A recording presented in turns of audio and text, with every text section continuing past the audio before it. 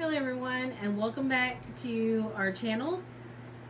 We're going to continue reading The Bone Witch. We're going to start in chapter 12 and read 2 chapters all the way up to chapter 14 and we will stop.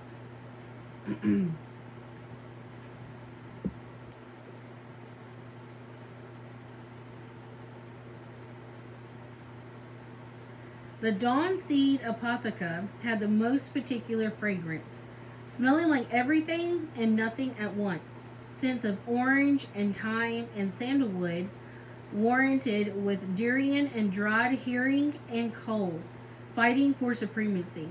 Dried herbs were stacked on the shelves, and clumps of plants grew in pots overhead, foliage spilling down the walls. Its proprietress, a middle-aged woman named Salkia, who still managed to look youthful, scrutinized the list of items Rahim had written out, bustled off, and soon came back hustling back with a basket full of oddly shaped glass vials and containers. Damn, babe. Let's try to turn my mouth up. They all held liquids of varying colors. Behind her, an assistant stirred a large cauldron bubbling over a clay oven. It was filled with something too thick to be water. Here, Lady T, tell me what you think of this. I bent my head to take a cautious sniff of one of the bottles Salika offered me, but I could barely get a whiff of the scent before the woman yanked it back, stoppering the lid. No, this might be better for you. I leaned forward again, but all too quickly she had reconciled the offer, picking up yet another vial. I think this one would be more to your liking. This time she held it long enough for me to inhale a heady scent of strawberries and rosemary. This bottle she set down on an empty tray while she found another. For the next hour I did nothing but take in smell after smell, and we went through almost 100 bottles in this manner before the apothecary was satisfied. Of these potions she set aside only 23 on the side tray. She is a mix of both water and metal and a faint touch of fire, she told Mistress Paramina. Determined and highly intelligent. This is good. She will strive for perfection, and she has a strong sense of righteousness. She accepts change quicker than others might, but she will always be questioning herself and her abilities, no matter how far her training takes her. That is not necessarily a good thing. I didn't know how she could say so much about me by shoveling vials under my nose, but because I was highly intelligent, I knew enough to keep my mouth shut. She must look after her lungs and her stomach, for she is weaker to poisons taken through the air. I will prescribe her ginger root tea, taken every morning for as long as she is able to. She will not require any further modifications when it comes to the lesser spells, but she will need some extensive changes for several of the stronger ones to take hold. It will take some time to make and may be expensive. Excuse me. I was expecting Mistress Paramina to grow angry over this new expense, but she looked pleased. Which ones? The strengthening spells, for one thing.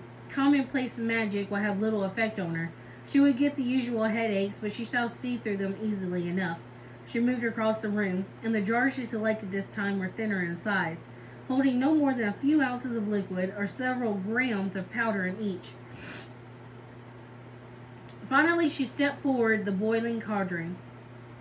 Dusk mushrooms, she pronounced, tapping a few of the contents of one vial into the bubbling liquid. Quick root, she said next, sprinkling bits of green substance into the water. Eye tails, she said next, and I cringed at the name, but my fears were unfounded. She added 2 pieces of pale petals into the mix and watched as they sank to the bottom. And finally, Salika reached into the ornate-looking jar and slowly took out a small gray pebble. I thought for a moment that it was an ant of some sort, because I could have sworn it wiggled between her 2 fingers. But the woman added it to the cauldron, and it dissolved the instant it hit the hot surface. Yes, she said, it is part of Bazora of the Tavari that Lady Michaelia very kindly offered for my collection. It is not a requirement for the potions, but it is an extremely potent addition and would greatly enhance her skills. But why? I wasn't sure I wanted one of the Devea anywhere on my person. Bazora's help to enhance a Dark Asha's magic, Lady T. You're quite lucky. None of the other apothecaries have had Bazoras in such a long time. Kings claim the right to take the Bazoras off of Devea whose graves fall within their kingdoms. King Telemene is a good man, Mistress Paramina said. This is an honor, Lady Cecilia. No one has taken a Bazora in their potions since a Nahaki was presented to my predecessor, Samika. Because of Lady Michaelia's generosity, I added this free of charge for you, but I cannot say the same for the other ingredients, which, though a little easier to come by, are nonetheless costly. Well, Mistress Paramina leaned forward, her green eyes sparkling. Why don't we talk about that? I slid closer to Fox while the two women quibbled over price. My brother was inspecting the cauldron, which had turned a bubbling brown after Cecilia had added the last ingredient. What's a Nahaki? I whispered. It's another Devea. I'm told that it's got a tongue as long as a street. He turned to look more closely at me. Are you all right, T? I am now. I looked back at the two women. I could not stop my lower lip from trembling. Fox, they say I am to be an Asha. I would say that much was obvious, T. Isn't that what you wanted? But I don't understand. I caused a lot of grief and damage to the tea house and to many parts of the city. That's what Lady Michaela told me, because I hadn't been allowed outside the Valerian until today. Why would they do this? Think about it, T. Given the power you've displayed, I would think turning you out with all this magic at your command is the last thing they would want to do. Fox's expression softened.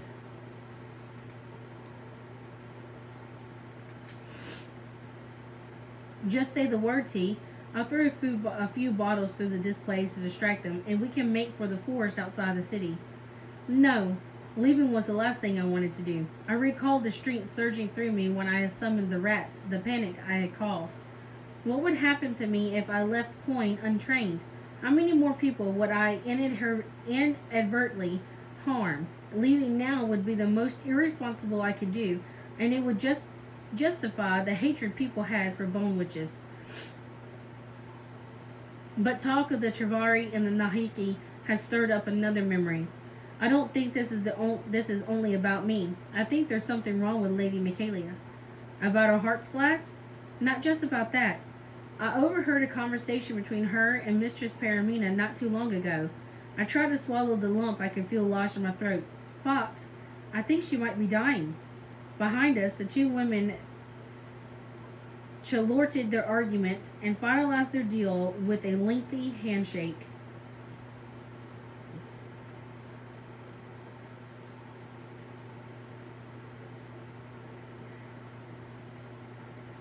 The Zivarier shop was less chaotic than Rahim's atelier workshop, but was almost every bit as colorful. Long traditional hairpins were mounted on different stands as we entered, decorated in every kind of motif imaginable.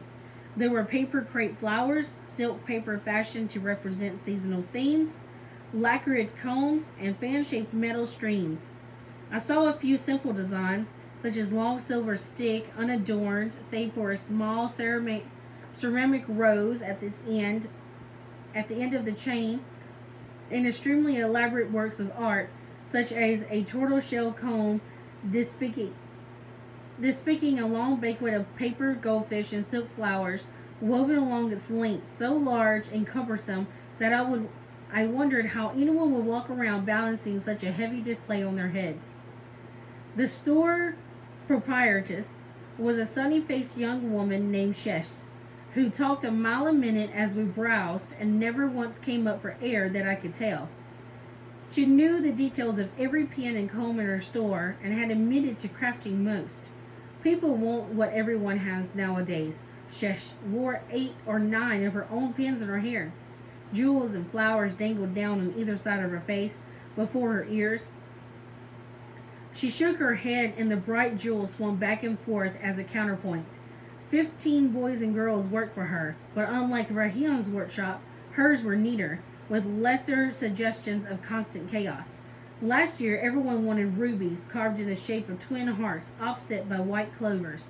The year before that, it was yellow lilies and green jade mounted in white streamers. Only a few weeks ago, we were inundated with people asking for pink jasmine and silk rabbits on emerald studded leaves just because they saw Princess Anissa wearing them at a dance. She wrinkled her nose. Don't they understand that the point is to cater to your personality and not others you see wearing Zevair? I couldn't say that I understood the point of Zevair yet either, so I just nodded, still somewhat awestruck. Fox, overwhelmed by all the beauty and femininity inside, had opted to wait outside the store. I'll help you find what kinds of Zevair appeal to your taste, Shesh promised. And knowing Mistress Paramina, I would be more than happy to come up with one-of-a-kind designs for you, and I have always done, as I always have done for the Valerian. I will talk to Raheem and Mistress Selika with regards to the color patterns and spells Mistress Paramina has decided for you. In the meantime, please feel free to look around and tell me anything you might find appealing. I had already decided that there was no way I could wear some of the larger designs. Out of a small fear they would somehow dislodge themselves and tumble to the floor, taking most of my hair with them. Instead, I idled by the smaller hairpins and combs and found that I enjoyed looking through them. Quite a few caught my eye, but I hesitated, not sure how many I could choose. I would have been satisfied with 2 or 3, but Mistress Paramina would have none of that. Why are you concerning yourselves with these cheap trinkets? She demanded, uncaring that she was within hearing range. Do you think people will look up to the Valerian if their Asha walk around with things in their hair that you would need a magnifying lens to see? She was about to say more had Hashish not smoothly intervened. We have a new supply of gold combs like the ones you prefer, Mistress Paramina, and I want you to look through the collection before I put them up for display. I have made the silver silk doves you have been asking for, but there is a matter of selecting which comb to pair them with. A new supply, you say? Interest piqued the old woman's excuse me, turned to her, and I took the opportunity to get out of the way, retreating to a display stand where I exhaled noisily. You shouldn't bother yourself too much about her, someone said. We're all used to Mistress Paramina, and we don't see her all the time. You live in the same house, so why aren't you? He was easily one of the loveliest boys I'd ever met, a few years younger than I was. I knew it was a strange thing to say, but lovely suited him well. He was clad in a simple frock that had all the other shop assistants wore. He had long lashes and a gently round face. He also had eyes for the brightest blue and a magnificent complement to his tanned skin. He bowed low. His heart's glass spilled out over his shirt. The boy looked younger than I was, but Lady Michaela has said that those who worked in the Willows were allowed to receive their heart's glass earlier if they wanted. He was a rich red color, but there was something strange to it, something I couldn't quite place at the moment. The boy slipped his heart's glass back inside of his robe, then held a silver hairpin out for me. It was shaped like a wing, with blue sapphires embedded along intervals on its metal finger feathers. It reminded me of the sapphire pin I had to sacrifice to the oracle when I first arrived at Anico. It's beautiful, I gasped. But how did you know? The boy shrugged shyly. He had long hair tied neatly back in a small ponytail, and he tugged at its ends. I just thought it suited you. I love it, I told him, smiling. My name's T. Mine's Leek. Well, Leek, thank you. You're really good at this. Instead of beaming back, the boy looked a little sad. That's why Shesh says too. Do you want me to help you pick out some more pens? I know a few other things that you might like. That would be good, because I don't even know what I like yet. He grinned. This place seems intimidating, especially if you're new to Zeter.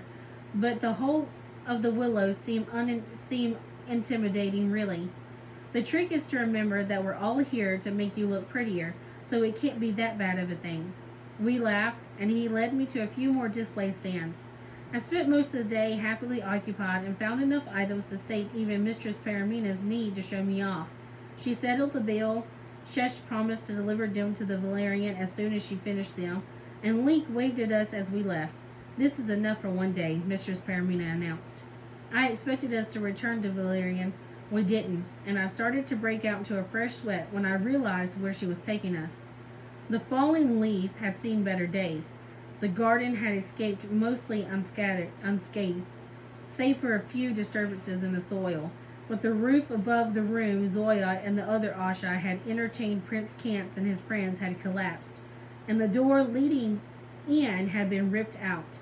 Some attempt had been made to clean the area, but I could still see bits of broken wood and debris. The smell of sawdust clung to the air. There was only room that looked to have been severely damaged by my mishap. There was a small sign by the entranceway announcing that, while the falling leaf would be closed until repairs were finished, visitors were still free to come and enjoy their gardens. I was horrified. Had I done all of that? How had the rest of the Aniko looked? I knew who the owner of the tea room was. A short and stocky woman of middling age was supervising some of the cleaning and was deep in conversation with a few men who I assumed were carpenters come to assess the damage. I understood immediately what Mistress Paramina wanted me to do. I hurried forward, my cheeks scarlet and my hands trembling, and stood before the woman, waiting for her to acknowledge me. Once she did, I knelt before and bowed until my forehead lay pressly against the earthen floor. I had once seen an apprentice do this to a mistress from a neighboring Ashika for carelessly ruining one of her expensive hua. She had remained in the position for a better part of the afternoon, out in the street for all to see, until the mistress had determined she had been humiliated long enough. "Oh, you don't need to do that," the falling leaf's mistress exclaimed when she saw me. Oddly enough, it was she who was embarrassed. "It was an accident. It couldn't be helped, I'm sure." "Nevertheless," Mistress Paramina said, "my apprentice was somewhere she was not supposed to be, and your Chaklahan suffered as a result. House Valerian pledges to pay for any damages made during her visit." "That is very kind of you, Lady Paramina," the woman said, "but House Imperial has already offered the same thing."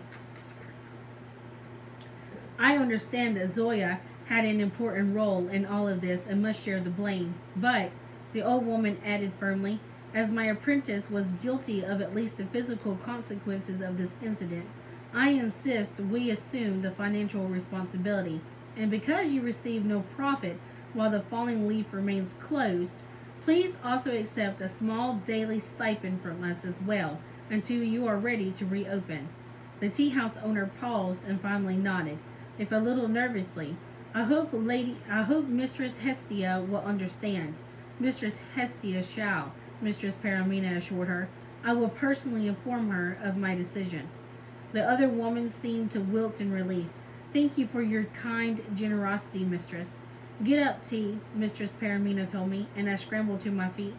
"We will take our leave, Mistress Peg, and thank you for your clemency. Wait, if I was to beg forgiveness from the Chaklahan mistress, I may as well ask forgiveness from everyone.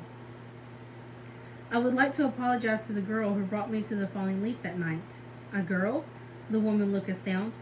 "I sent no girls out that night. But one came to the Ashika and asked me to bring Lady Shadi's hoo-ha in her instrument. All of my girls bring such matters to my attention before I send them out. I do not remember of them doing so that night." "My charge must have been mistaken," Mistress Paramina said smoothly.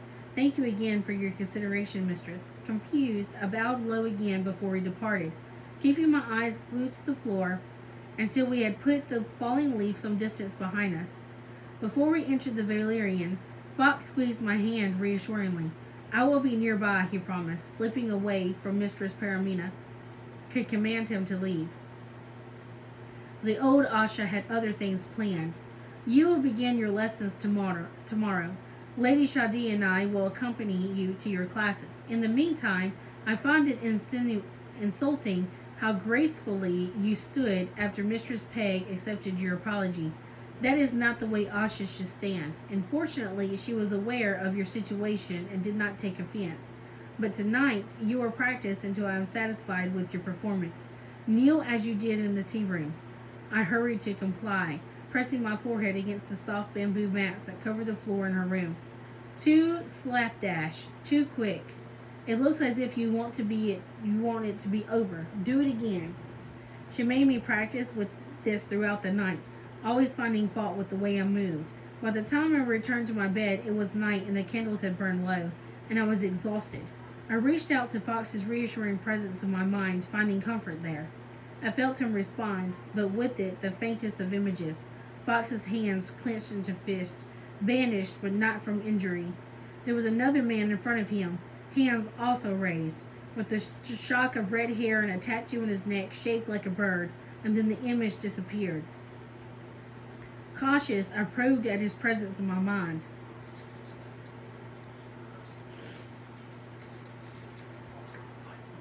After a moment's pause, I felt his thoughts drift back to mine. Go to sleep, T. Easy for you to say, I thought grudgingly, just before I drifted off. If today was any indication of how my lesson shall fare, I might not last the week. The dance was as old as time. They performed it every year at the Darashi Onion, a beautiful solo that singled out the most accomplished Asha dancers of the season. The most distinguished award she could be presented with. Winning the role could have dramatic effects on the Asha's success. They performed it on rare occasions in the cool summer places of King Adil. They performed it in the Yodasha city-states, where men in loud voices and women with tobacco in hand paid exorbitant prices to watch them on stage. Like these dancers were exotic species of a human mercenary. They even performed it in the cold Isteria, where the muffled cloaks and fur did nothing to hide the sway of bodies and grace of form. But here, before the lonely grave, the girl performed the ritual of the dancing wind, and the waves jumped around her and applauded. The Travari moved on instinct, circling as the girl did, leaping and bowing so that it rose when she rose and fell as she did, and with them the world spun. The dance wound down, drew to a close. The girl's eyes were a mystery. The Travari drew closer and licked her face like a faithful dog might greet its owner, and her laughter echoed across the waters, a sound of joy.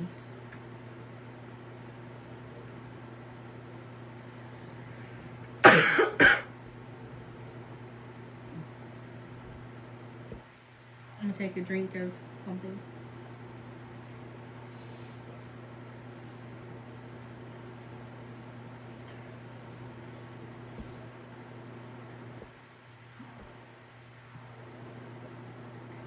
Despite my exhaustion, I woke up early the next day out of habit, while everyone else in the Valerians still slept. Careful not to wake the sleeping maids, I tiptoed out into the Akasha's entrance armed with my broom, prepared to do my morning chores.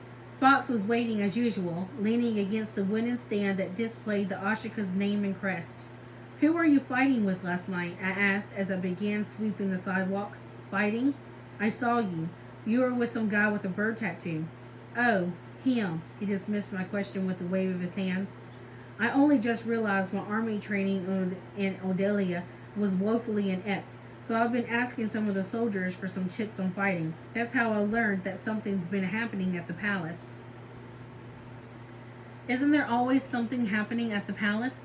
"There's an army of Death Seekers preparing to leave the city."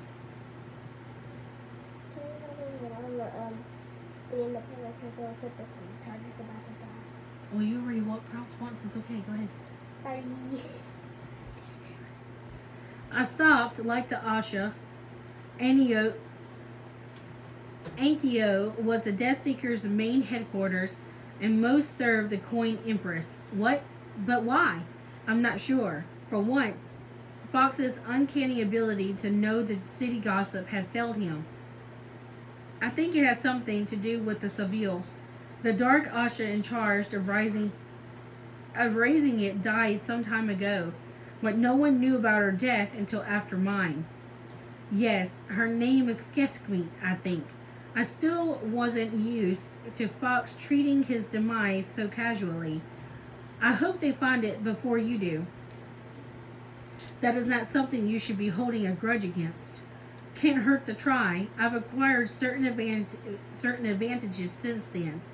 I don't know much about Death Seekers. I've only met one so far, and he didn't have much to say. They do pretty much what Asha do, except they're not as pretty to look at, and I don't think they dance very well.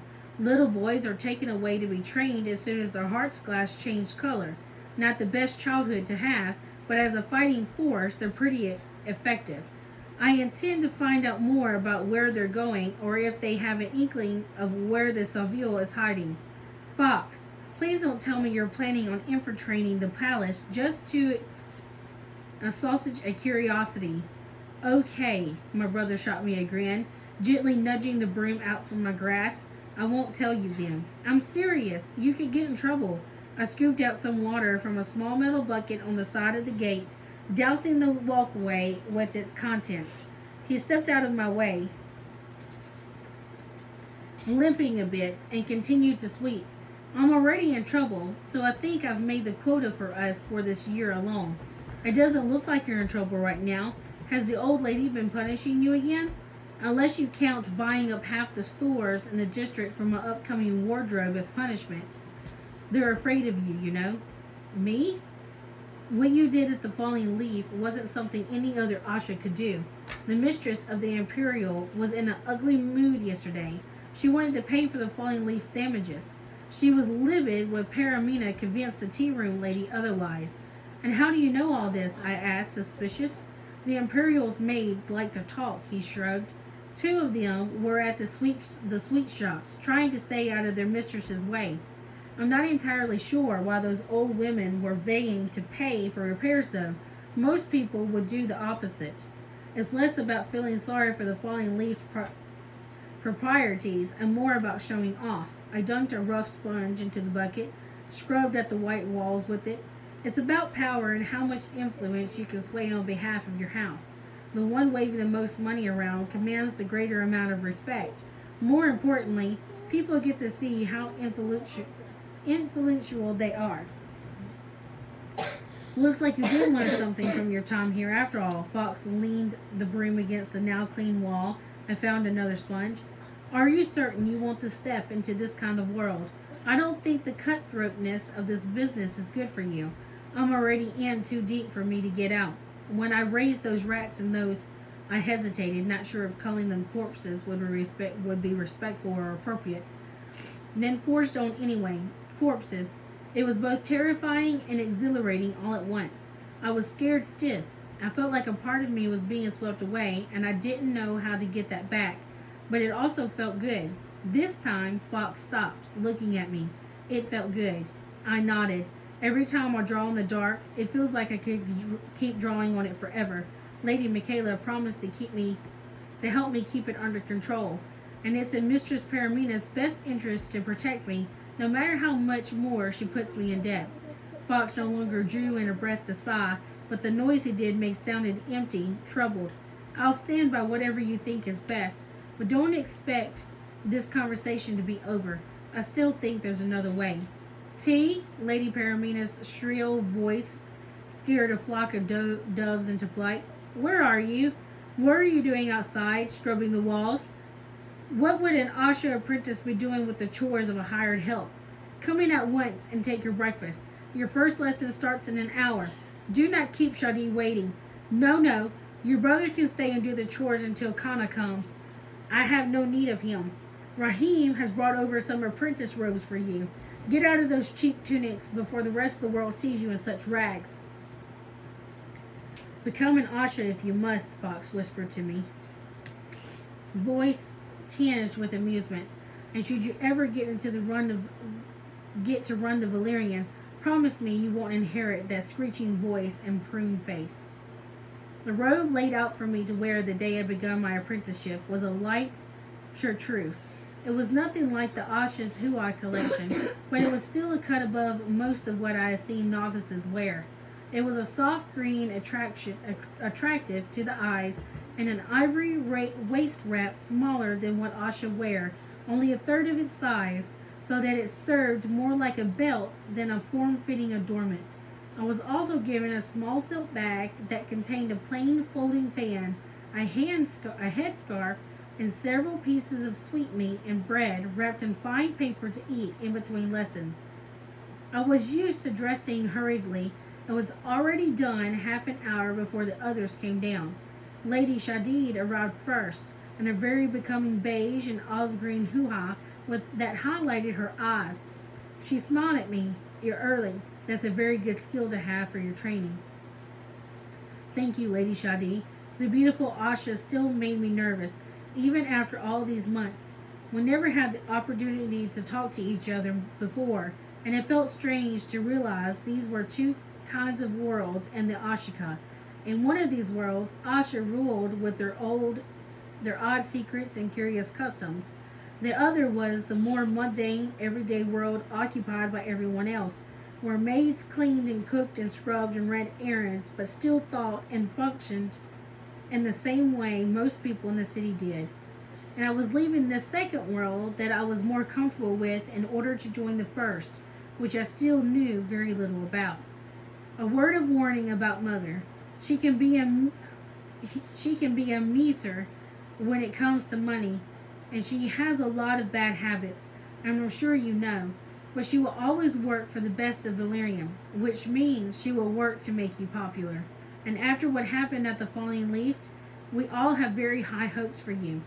Don't let her intimidate you, and be confident. We will be visiting many people today for your first lessons. Bow when we do, as low as you can, for you are a junior of everyone we will meet. And stay quiet unless you are spoken to. Do you understand?" I nodded. Mistress Paramina bustled in, looking hideously regal in red and gold. "What are you two dalting for? Come, we are wasting time, and Lady Yasmin is expecting us." Fox, as usual, brought up the rear, and once again Mistress Paramina neither forbade nor acknowledged his presence. Unless they had a passing engagement, few Asha were out at this time of day, so we only encountered servants rushing out on errands and other apprentices hurrying for their lessons. Just as before, many stopped to pay their respects first to Mistress Paramina, and then to Lady Shadi, and then rushed ahead. It took us several minutes of walking to reach the studio of my first instructor, a smaller bungalow carefully hidden behind a large tower of trees growing at the entrance of the lane. With Fox reassuming guard outside, we were ushered into a small, cozy-looking room. I was surprised by the age of the instructor who rose to her feet to greet us. Lady Yasmin was as tall, as slim, and as pretty as my sister Daisy, but the similarities ended there. Instructor Yasmin's green eyes were fringed but long dark lashes with freckles scattered across the bridge of her nose. She was dressed in long flowing robes dyed of soft lavender, and her reddish gold hair was tied back in a loose ponytail that reached her thighs. This was the first time I had ever seen Mistress Paramina bow to anyone. "Lady Yasmin," the old Yasha said formally, "I am pleased to introduce a new jewel from House Valerian. Please instruct her to the best of her abilities, as we ask that you take extraordinary care of her, that she may flourish under your tutelage." Lady Yasmin returned her bow. "I am honored, Mistress Paramina. Shall we retire to the inner chamber, Miss T?" I was glad that Mistress Paramina wouldn't be on hand to witness my first lesson. The last thing I wanted was her scrutinizing every mistake I made. "Let us begin, T." Mistress Yasmin raised her hand above her head, and extended her right leg out so that only the tips of her toes touched the floor. "Do as I do." "Good. Keeping your leg straight and without lifting it off the ground, move it in a half circle away from you, and end by touching it to your left heel. Extend your left leg this time and do the same, brushing your toe against your right heel. Now for your arms. Raise both of your head and keep them steady. Every time you move your leg, bring the arm on the same side down and extend it as far away as you can until it runs a straight line from your shoulder. Now left heel and left arm, right heel and right arm. Repeat." And just like that, my dancing lessons began. She has potential, Lady Yasmin said an hour later, after we returned from the inner chamber. Lady Shadi and Mistress Paramina had been waiting for us the whole time I had my first lesson, enjoying tea and scones served to them by Lady Yasmin's assistants. She takes to instructions well and has an ear for music. With time, she can be more than adequate. That seemed to be what Lady Paramina wanted to hear. She rose and we bowed again. We are delighted, the old Asha said, that you have accepted her as your student. The next studio we visited was similar in size with different musical instruments framed against the walls. Excuse me. Some weathered with age. My instructor was a dark-skinned woman named Teti, but Mistress Paramina gave the same speech. I bowed just as I was told to, and Lady Teti brought me to another inner chamber as Lady Yasmin had. Once we were settled in, she handed me a wooden setar, and my face burned. It was a reminder of the trouble Zoya had put me in. First, I will teach you how to position your fingers over the struts and the different techniques you can use to strum at the strings. Hold the neck of the sitar loosely in the palm of your right hand, letting your fingers hover above the strings. Settle the base of your sitar on your lap, with your other hand cradling its underside, like this. That is good. But why is your hand trembling? Don't be nervous, T. I couldn't help it. I tried to stop my tremors, but although I managed to place my fingers the way that she instructed, the sitar in my hands quivered. We practiced for close to an hour, and she gave me more instruments to practice on. A pair of drums with treated sheep's skin stretched over their surfaces, a thin reed-like cylinder with 7 holes carved into its body and a mouthpiece on one end, and an unusually shaped bow made of wood that produced a range of powerful sounds when scratched. I found my rhythm easily on the first, could produce no sound at all on the second, and could only manage scraping noises on the third. Finally, I managed one long note on the sitar, the closest thing that sounded like music that I could manage. It would get easier with a little more time and practice, of course, Lady Tati promised me. But you already learn quickly. That is good. She said as much to Mistress Paramina when we returned. She was doing well on the sitar. I believe she will have a similar attribute for the charade, though I do not think she will fare well with the May. I will help her find her footing and see which shall appeal to her most. Mistress Paramina looked pleased again. We visited 4 more small studios that day, one for singing, one for general instruction, mostly about history and politics, one for medication, and one for flower arrangement and etiquette. The 5th place I was brought to was bigger than the others. It consisted only of a large hall as big as 3 or 4 chaklaha put together and loosely sectioned off by thin dividers to shield some areas from view. Yells and shouts of pain came through some of these partitions, alongside heavy thumps, as if something had hit a hard object at great speed. Asha and Asha apprentices milled about, but they were all dressed in long, plain white robes and breeches. The instructor here was Lady Hemi. She was petite and slim, only an inch or 2 taller than I was then, and with her hair in multiple braids like Asha Bridget. Mistress Paramina gave the same introductions, and it took several steps back. So did Lady Shadi. I was unaware of the reasons why, and was wondering if I should follow their lead, until I was literally knocked off my feet. The floor was lined with thick bamboo mats that cushioned most of my fall, but that didn't stop it from knocking the wind out of me. I lay there for a few seconds, stunned. Lady Hemi took the opportunity to draw me back to my feet. She lifted her hand, and I was down to the floor again. Though she never touched me, it felt like a great gust of wind had picked me up and slammed me into the ground. You are dark, Asha, aren't you? She circled around me while I gasped for breath. That means you will never be able to command the runes we can. Fire, water, earth, forest, metal, wind. Unfortunately, that doesn't matter. Get up. I struggled to my feet, and my dress, greatly restricting my movements, had knocked down again for my efforts. You will be taught to defend yourself. You will be taught to fight back. That you start off at a disadvantage does not excuse you from losing. Get up.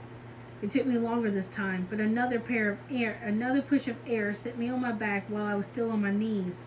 This will not be like your other lessons, where you are taught finery and flowers. Get up. You will be taught to hone your body like a weapon, to understand the strengths and weaknesses of each rune so that you can learn to counter its effects. Get up. Understandably,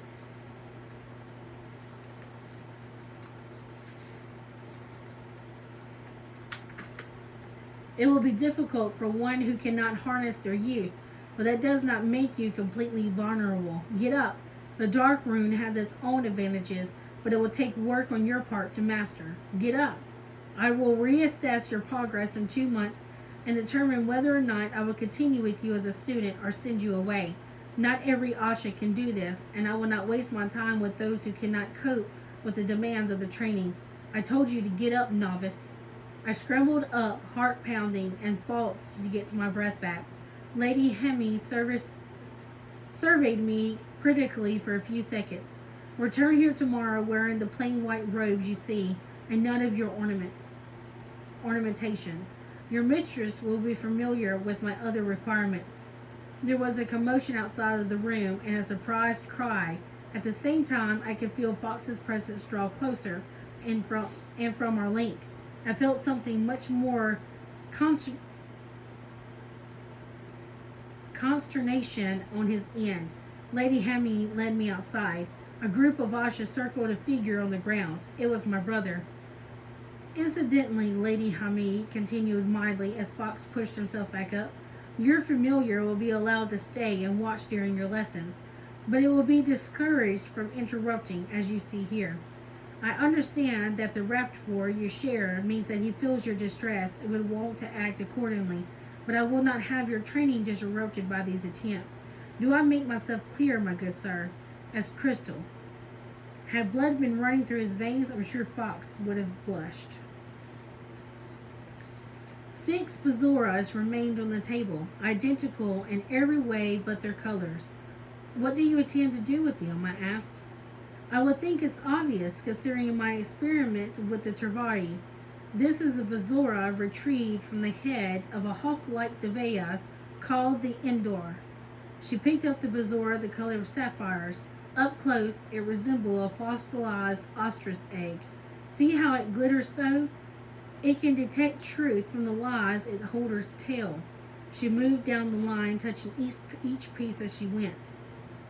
This emerald stone was taken from the Nahi and can make anything grow on barren soil, exempting only runeberries. This peach-colored Bezora once belonged to a rich. It can ease hunger and give back strength.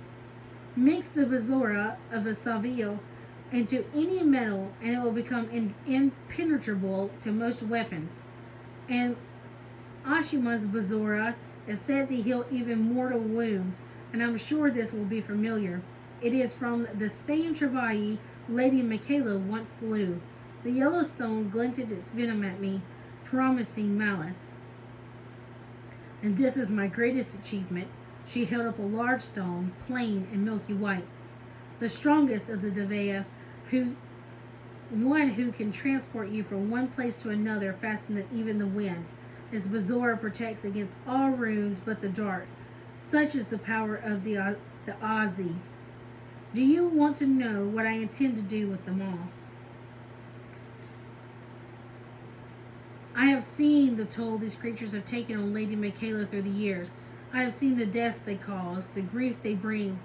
Whenever a dark Asha raises one from the dead and banishes them to the grave, they only give the land a few years' peace. They only delay the inevitable. It is a matter of time before there will be too few dark Asha to carry out these tasks. This is what the enemies want, but few people are willing to change such traditions. She stepped back to survey her collections. After all, she amused, who would deliberately break all 8 kingdoms only to save the lives of Dark Asha? And that is the end of chapter 13. Join us on our next video for chapter 14 and 15.